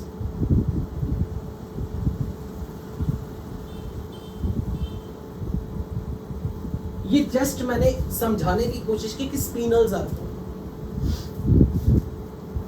अगर यही चीज, हाँ नहीं, इसके लिए स्पेसिफिक कलर है ही नहीं, इसी के लिए कलर नहीं, वो ग्रीन है, वो ठीक है, मतलब मैं ये कह रहा हूं कि रिनमैन ग्रीन्स इसको बोलते हैं। This is observe during the practical. दोबारा बोलना, प्रोवाइडेड यूजुअली ये तब होता है जब दो सॉलिड्स हैं जिनका ऑलमोस्ट पैकिंग सिमिलर पैटर्न में वो लाइक उनका सॉलिड सेट में क्रिस्टल लैटिस बिल्कुल एक जैसा है, then the two metal ion can enter into the crystal lattice of each other, तब ये एडिशंस होती हैं usually, but that is beyond the scope, कोई एक्सप्लेनेशन नहीं आपसे पूछने वाला। अब यहाँ पर एक टेबल में आप नोट करोगे, जैसे कि अब आप हर बार रिएक्शन लिख के नहीं दिखाओगे, आपसे सीधा क्वेश्चन ऐसे पूछा जाएगा, अगर आपके सॉल्ट में जिंक था तो आपको ऑब्जर्वेशन दिखी कि आपको ग्रीन कलर दिखा, एल्यूमिनियम के केस में आपको ब्लू कलर दिखा, कोबाल्ट नाइट्रेट टेस्ट में, charcoal cavity cobalt nitrate test में अगर आपके पास स्टार्टिंग मटेरियल जिंक है, जिंक का कोई सॉल्ट है तो आपको फाइनली ग्रीन कलर दिखा, एल्यूमिनियम का कोई सॉल्ट है तो फाइनली आपको ब्लू कलर दिखा। तो यहाँ पे आप एड ऑन करोगे, अगर यही मैग्नीशियम का कोई सॉल्ट मैंने लिया होता, पर्टिकुलरली मैंने आपको बोला ना कि charcoal cavity cobalt nitrate test हम स्पेसिफिकली उन मेटल आयंस को डिटेक्ट करने के लिए यूज करते हैं जो अपना रेसिड्यू फॉर्म में कोई कलर ना दिखाए, जैसे कि एल्यूमिना का Al2O3 का अपना कोई कलर नहीं है। मैग्नीशियम आयन के कॉन्फ़िगरेशन मैग्नीशियम +2 स्टेट में है, can you write down the configuration of magnesium 2+ and check whether it is expected to have colour, क्या इसमें कोई अनपेड इलेक्ट्रॉन है? नहीं। तो अगर मान लो मैंने यहाँ मैग्नीशियम का कोई सॉल्ट लिया हो, सोडियम कार्बोनेट पाउडर के साथ चारकोल कैविटी में ऐड करता, हीट करता, मैग्नीशियम कार्बोनेट बनता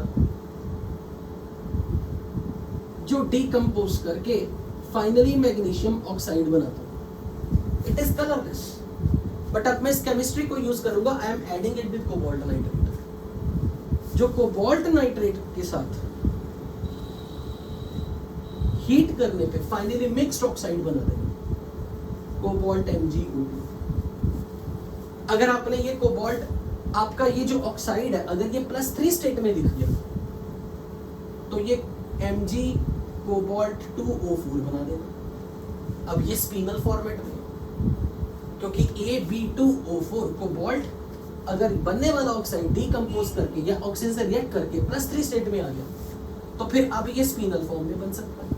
कहने का ये मतलब है कि जब भी कलर आएगा आपके पास, फाइनली वो कलर कोबाल्ट के कारण है, मैग्नीशियम के कारण कलर नहीं है। जिन मेटल आयंस का कोई कलर नहीं होता उनके लिए हम charcoal cavity cobalt nitrate test use करते हैं। मेन क्वेश्चन इससे रिलेटेड कभी भी नहीं, पहली बात तो इस टॉपिक से कोई क्वेश्चन आया ही नहीं। अगर कभी कोई क्वेश्चन आया भी तो आपको ये पूछा जाएगा which ion can be detected using charcoal cavity cobalt nitrate test. तो आपने ये ध्यान में रखना है कि वो जो मेटल आयन है वो रूम टेम्परेचर पे उसका कोई कलर नहीं होना चाहिए। Like zinc D10 configuration fully filled, it has no unpaired electron, तो रूम टेम्परेचर पे ठंडा होने पर ये व्हाइट है, इट हैज नो कलर। तब हम इसके लिए charcoal cavity cobalt nitrate test perform करेंगे। जिन मेटल आयन का अपना ही कोई ना कोई कलर है, जिनके लिए हमें परफॉर्म ही नहीं करना पड़ता कोबाल्ट नाइट्रेट टेस्ट, हम उसको pure charcoal cavity test detect करते। लाइक जैसे कॉपर की एग्जांपल ली आपने, लेड की एग्जांपल ली, तो हमें पता है कि एल्यूमिनियम अगर है, एल्यूमिनियम +3 कलरलेस है, मैग्नीशियम +2 कलरलेस है, तो कलरलेस मेटल आयंस के केस में आप charcoal cobalt nitrate test perform करोगे। Is that point clear to everybody?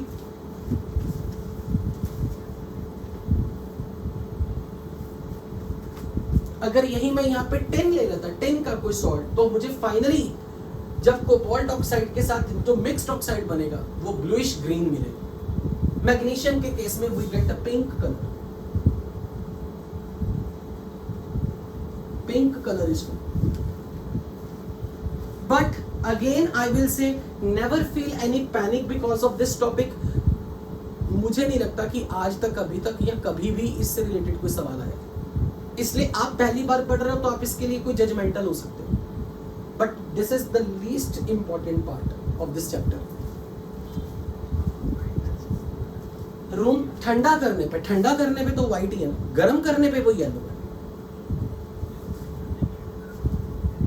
Zinc oxide मेरे पास व्हाइट कलर का आ गया, मान लो मेरे पास ठंडा होने पे जिंक ऑक्साइड व्हाइट कलर का। अगर कोई मुझे कहे कि इसका लैब टेस्ट करना है, मैं कहूंगा अच्छा इसका कोई कलर नहीं है, आपने कहा गर्म करने पे है अदरवाइज नहीं है, तो मैं कोबाल्ट नाइट्रेट के साथ जब देखूंगा तो अब ये जो रिमेन ग्रीन मेरे पास बना है ये तो रूम टेम्परेचर पे मुझे ग्रीन दिखेगा। If your salt at room temperature is white but after reacting with something it produces colour, तो it is a visual observation during the test and something जो कलर के रिगार्डिंग विजुअल ऑब्जर्वेशंस है we count them in the qualitative analysis, we count them into this analysis test.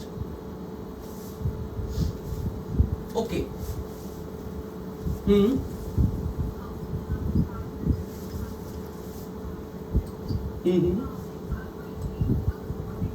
Cobalt nitrate की heating important है। Cobalt nitrate heat करने पर क्या बनता है वो इंपॉर्टेंट पार्ट में बोल रहा हूं। क्या आपको ये पता होना चाहिए कि कौन से नाइट्रेट हीट करने पे दो गैसेस निकालते हैं, प्रोवाइडेड उस नाइट्रेट का metal ion alkali metal ion ना हो, एक्सेप्ट लिथियम, क्योंकि लिथियम मैग्नीशियम जैसा डायगोनल रिलेशनशिप दिखाता है। तो लिथियम का नाइट्रेट गर्म करने पे दो गैसेस निकाले। नाइट्रेट्स की heating is very important which I expect कि सबको पता होनी चाहिए। बट मेन आपको कभी ना कभी अगर ये कोई क्वेश्चन बाय चांस, क्योंकि अभी आपका जब भी रेजोनेंस का टेस्ट होगा तो आपको पता आपके चैप्टर का बहुत थोड़ा पार्ट ही हुआ है, उस थोड़े पार्ट में जो भी अनइम्पोर्टेंट पार्ट में से कोई क्वेश्चन होगा तब तो कोई पूछ सकता है आपसे। बेसिकली मैं इतना समझाना चाहता हूं कि जिस मेटल आयन का चारकोल कैविटी टेस्ट में कोई विजुअल ऑब्जर्वेशन नहीं है क्योंकि कोई कलर चेंज ही नहीं हुआ या फिर वो व्हाइट ही रह गया, उन मेटल आयंस के लिए हम चारकोल कैविटी टेस्ट में ऐड ऑन कोबाल्ट नाइट्रेट कर देते हैं।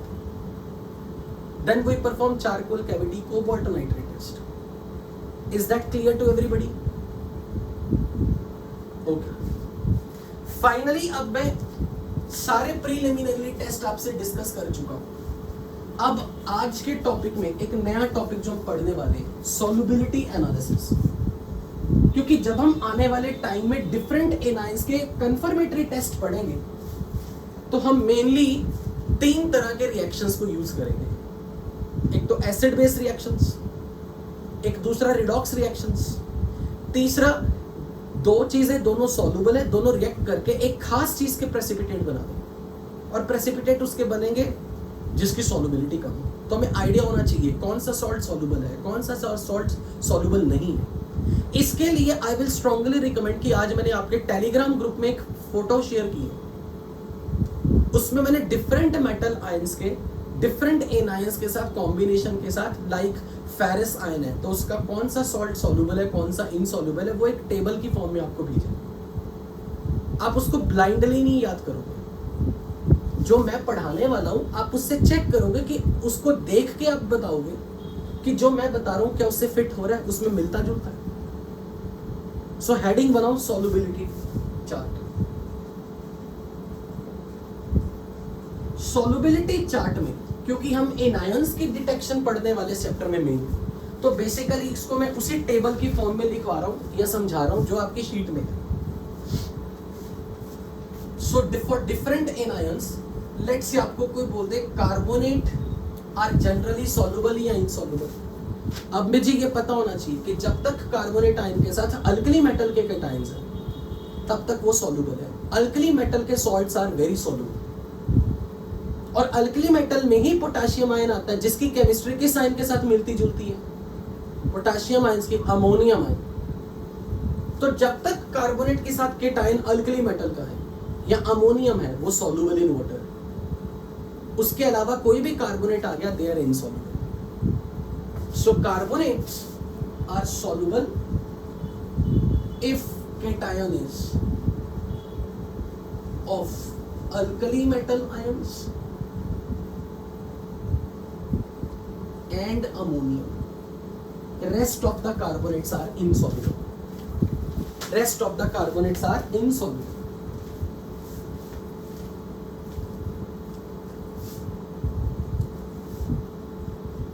अब बात करते हैं कार्बोनेट्स के बाद सल्फाइड्स की।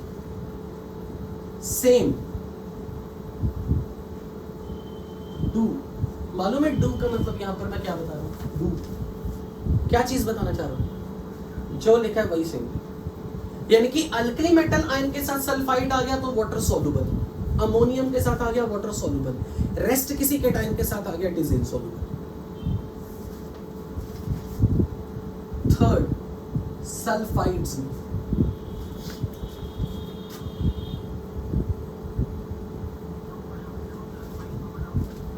Sulphide, sorry this is sulphide. देखो क्या लिख रहा हूं, डू मतलब सेम। अब मुझे एक बात बताओ, अगर मैंने आपके सामने ऐसा लिखा बेरियम सल्फाइड, तो आप क्या बोलोगे? इज इट वाटर सॉल्युबल और इनसॉल्युबल? सॉल्युबल या insoluble? It is water insoluble, क्योंकि सल्फाइड के साथ कैटायन कौन सा है? ग्रुप 1 का तो नहीं है, ग्रुप 1 का तो नहीं, अल्कली मेटल तो नहीं है ना, अमोनियम है, इतना ही काफी है। अगर अल्कली मेटल और अमोनियम नहीं है, मतलब ये कोई और मेटल का कैटायन है, तो ये सल्फाइड सॉल्युबल नहीं है। But now what I am going to add on here, इस डू के साथ, if sulphide is of alkaline earth metal, ध्यान से सुनना मेरी बात। अगर इस सल्फाइड को मैंने हाइड्रोलाइज करवा दिया वाटर के साथ, मुझे ये बताओ वाटर में 2 आयन है H positive and OH minus, तो इसके साथ मिलके ये क्या बनाएगा? ये किसके साथ कंबाइन करेगा, H पॉजिटिव या OH minus? It will form HS negative. जैसे ये सल्फाइड से हाइड्रोजन सल्फाइड बनेगा, पर्टिकुलरली जब ये कैटायन अल्कलाइन अर्थ मेटल के, अल्कलाइन अर्थ मेटल के sulphide are not water soluble, but their hydrogen sulphides are water soluble. यानी कि मैं ये समझाना चाह रहा हूं, अगर मैंने यहां लिखा होता BaSH ट्वाइस, क्योंकि SH के ऊपर -1 चार्ज है, बेरियम के ऊपर +2 चार्ज है। ग्रुप 2 के सल्फाइड्स तो सॉल्युबल नहीं होते, पर उसके हाइड्रोजन सल्फाइड सॉल्युबल होते। सो यहां पर मैं एड ऑन पॉइंट लिखवा रहा हूं, if sulphide is of alkaline earth metal, it is water insoluble, but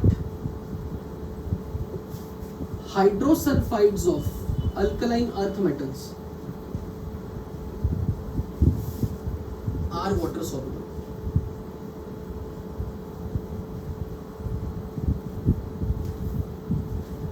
However, these two are more important.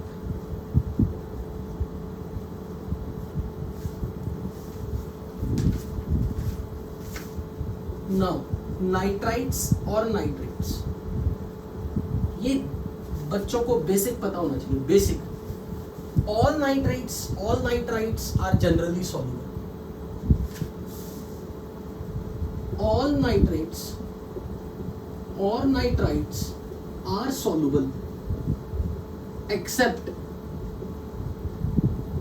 Silver nitrite, except silver nitrite.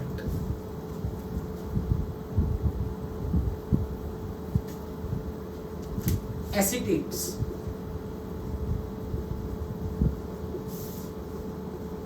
all acetates are soluble except silver acetate and mercuric acetate.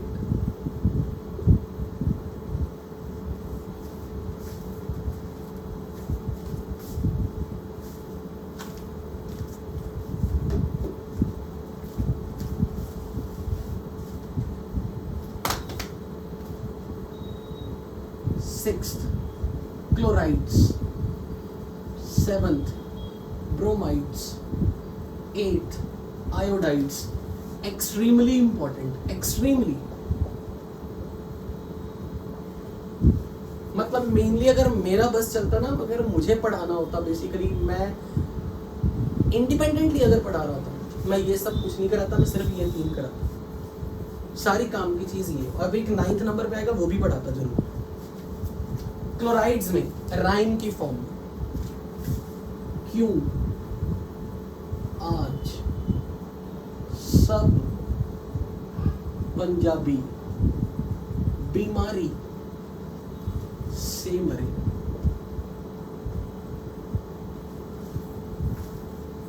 पहले ये rhyme note करो।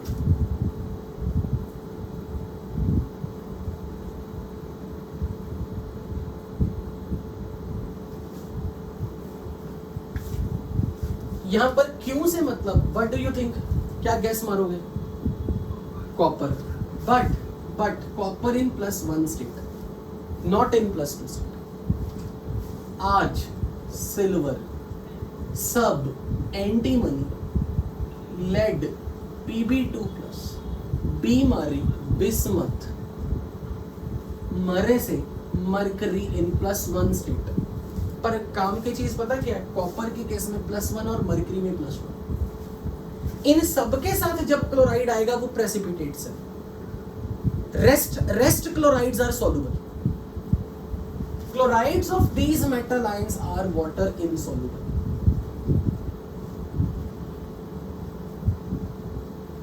अब यहां पे मैं highlight कर रहा हूं लेड को। लेड का क्लोराइड ठंडे पानी में नहीं घुलेगा बट गर्म पानी में घुल जाएगा।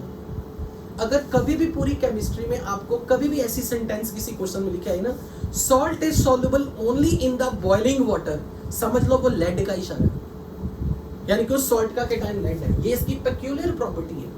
Lead salts are soluble in the hot water, they are not soluble in the cold water. तो ये जहां पे जो मैंने सर्कल मार्क किया वो अपने लिए आप अपनी लैंग्वेज में लिख लो। Lead chloride is soluble in the boiling water, insoluble in the cold water. बाकी के क्लोराइड्स जो ये मेटल आयंस के क्लोराइड है, they are water insoluble, चाहे पानी ठंडा हो गर्म हो कुछ भी। हाँ, कॉपर +1 होना चाहिए स्पेसिफिकली, 2+ की मैं बात ही नहीं कर रहा हूं।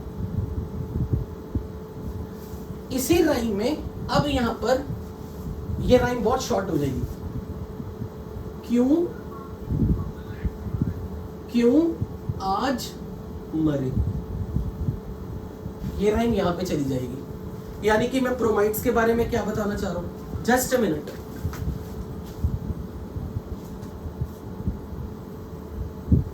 आवाज आ रही है बच्चों?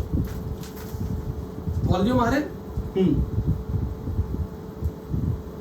अगेन इस राइम में कॉपर इन +1 स्टेट, सिल्वर का फिक्स्ड है +1, mercury is in +1.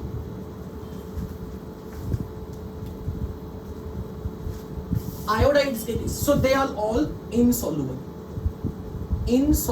bromide। और अगर कभी ये स्टेटमेंट आ गई lead bromide is soluble in hot water, तो क्या बोलोगे, true false? lead bromide is soluble in the hot water, true. lead chloride is soluble in hot water, true.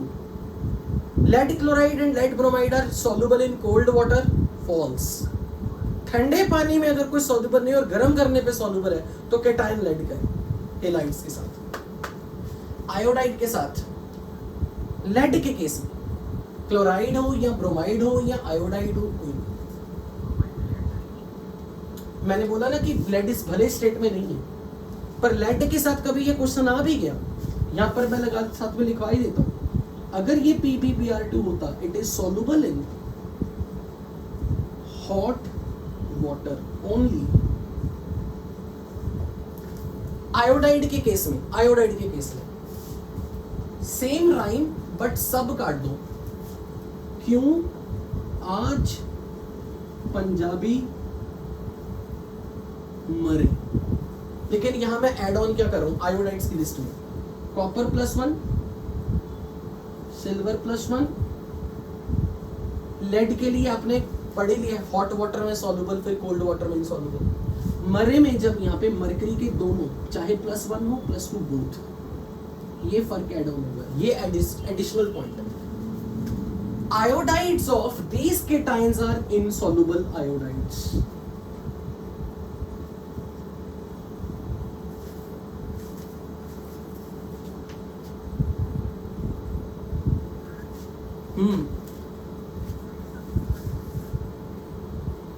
कैसे कैसे नहीं हो गया, ये इंफॉर्मेशन बताई है, ये इंफॉर्मेटिव है, ये सब इनसॉल्युबल है। लेकिन लेड के लिए क्या बताया है, लेड का chloride, lead bromide, lead iodide, they are soluble in the hot water but insoluble in the cold water.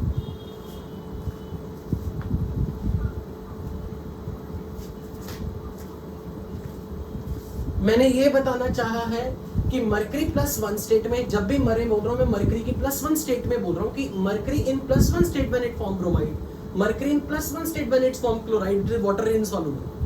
But iodide के केस में चाहे मरकरी +1 हो चाहे +2, यानी कि अगर किसी ने आपसे ऐसे पूछ लिया HgCl2 और Hg2Cl2 which is water insoluble, तो आप पहले मरकरी का ऑक्सीडेशन नंबर चेक करो ना।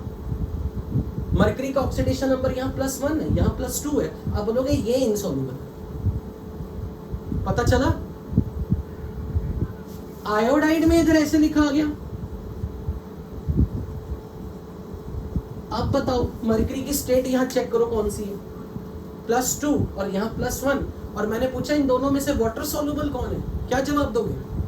None of them, both are water insoluble. लेकिन जब क्लोराइड ब्रोमाइड का केस आ गया, it is water insoluble, it is soluble.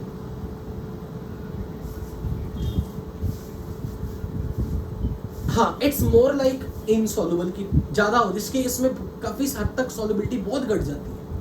PbCl2 PbBr2 से भी बहुत ज्यादा कम सॉल्युबल है। लेड जब है तो वो +2 सॉरी, लेड +1 तो दिखाता ही नहीं। लास्ट में सल्फेट्स में किस सल्फेट्स इनसॉल्युबल सल्फेट है? Calcium, strontium, barium, lead, silver and chromium, they form insoluble sulphate.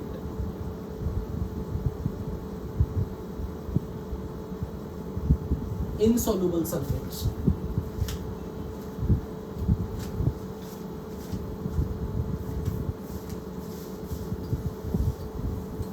अगर फॉस्फेट्स आ गए,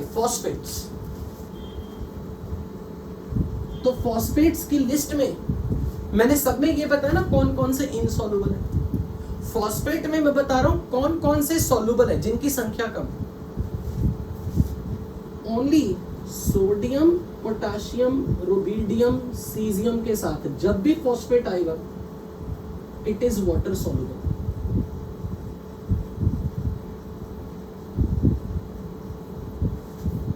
वाटर सॉल्युबल फॉस्फेट बस 4 ही हैं।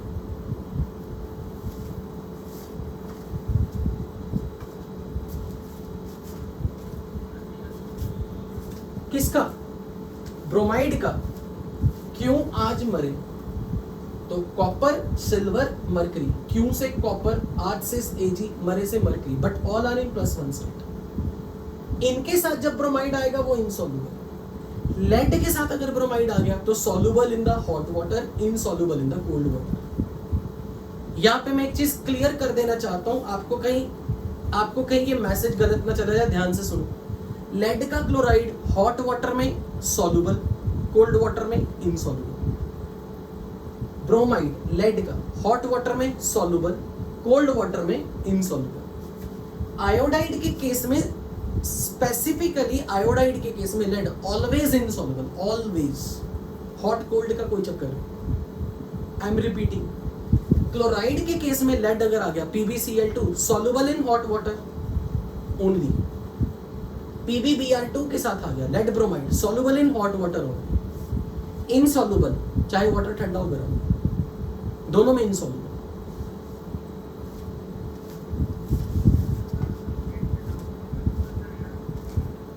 यार इनसॉल्युबल है, इनसॉल्युबल मतलब इनसॉल्युबल,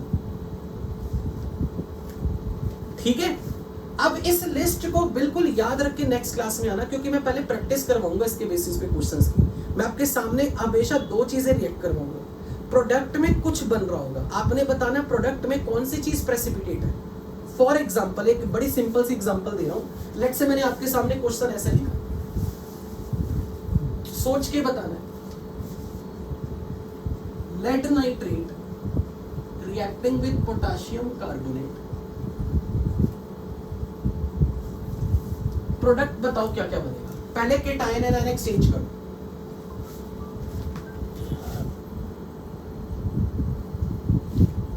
हाँ जी, आवाज आ रही है ना? चलो केटायन एनायन एक्सचेंज करो पहले तो। Very good. Potassium nitrate and PbCl3, अब प्रोडक्ट में मुझे ये चीज चेक करके बताओ, पहले कार्बोनेट की स्टोरी पढ़ो, क्या लिखी थी। कार्बोनेट सिर्फ किसके सॉल्युबल थे? ग्रुप 1 के और अमोनियम के। तो क्या ये वाला कार्बोनेट जिसमें लेड केटायन है, क्या ये सॉल्युबल होगा या इनसॉल्युबल होगा? तो आप बोलोगे सर ये प्रेसिपिटेट बनेगा। अच्छा, नाइट्रेट्स के बारे में आपने क्या लिखा था? Nitrates, all nitrates and nitrites are soluble. और खासकर जब किसी सॉल्ट का केटायन ग्रुप 1 का आ गया ना, अल्कली मेटल का, फिर तो बिंदास होके वाटर सॉल्युबल। अब आप बोलोगे सर ये सॉल्युबल है, इसके प्रेसिपिटेट बनेंगे। और जब प्रेसिपिटेशन रिएक्शन होती है ना, जरा ध्यान से नोट करना, दोनों रिएक्टेंट सॉल्युबल होने चाहिए, दोनों सॉल्युबल है, सॉल्युबल सॉल्ट्स। तो चेक करो नाइट्रेट्स में आपने क्या लिखा था, कौन से नाइट्रेट इनसॉल्युबल हो सकते? कुछ लिस्ट में क्या लिखा है? All are nitrates are soluble except silver nitrite. तो ये वाटर सॉल्युबल है, मैंने इसीलिए एक्वस लिखा यहां पे। कार्बोनेट्स में क्या लिखे थे, किसके कार्बोनेट सॉल्युबल है? Group 1 and ammonium. तो this is water soluble, this is water soluble. तो जैसे कार्बोनेट बना, जिस कार्बोनेट का ग्रुप 1 का केटायन नहीं था, तो ये वाटर इनसॉल्युबल डिक्लेयर हो गया। तो आप बोलोगे कि सर इसके पीपीटी बनेगा। तो आपको अगली क्लास में मैंने यही प्रैक्टिस करवानी, बट बिना लर्न किए नहीं आना क्लास। जब आपको राइम की फॉर्म में हेल्प दे रहा हूं, तो I am trying my best to make this chapter very easy for you. तो आपने क्या काम करना है, जब भी दो रिएक्टेंट्स कंबाइन करके प्रोडक्ट दो बनेंगे, केटायन एनायन एक्सचेंज करने बस, और देख के बताना है इस चार्ट की मदद से कौन वाटर सॉल्युबल है, कौन वाटर इनसॉल्युबल। क्योंकि टेस्ट कब दिखेगा, जब सॉल्युबल चीजों में पीपीटी बनेंगे। पहले से ही पीपीटी है तो टेस्ट कब होगा, पीपीटी डिसॉल्व हो जाए। तो हमारी आंखों को विजुअल ऑब्जर्वेशन कब होगी, जब क्लियर ट्रांसपेरेंट सॉल्यूशन में किसी चीज को मिलाने पर पीपीटी बने। इसलिए ये हमारी आंखों को क्लियर कट देखने के लिए ये इंपॉर्टेंट है। सॉल्युबल से इनसॉल्युबल बना दो, या फिर किसी इनसॉल्युबल को सॉल्युबल कर दो। Is that clear? So finally I am going to close this meeting. तो अभी मैं क्लास वाइंड अप करूंगा, क्योंकि मेरी नेक्स्ट क्लास का टाइम हो रहा है और आपकी भी, और मुझे रेजोनेंस से कॉल भी आ रहा है।